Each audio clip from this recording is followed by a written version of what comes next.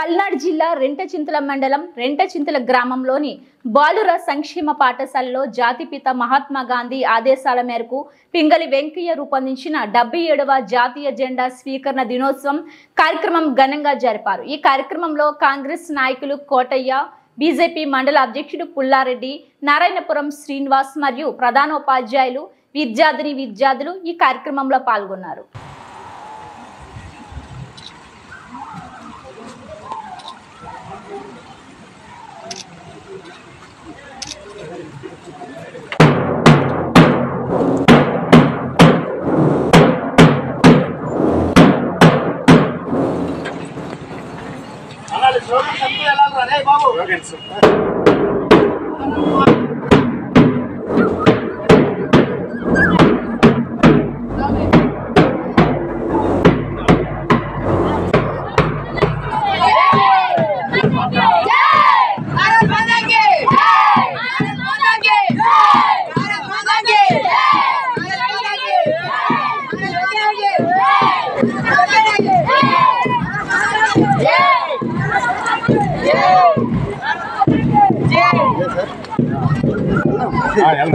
నడవగలరా bike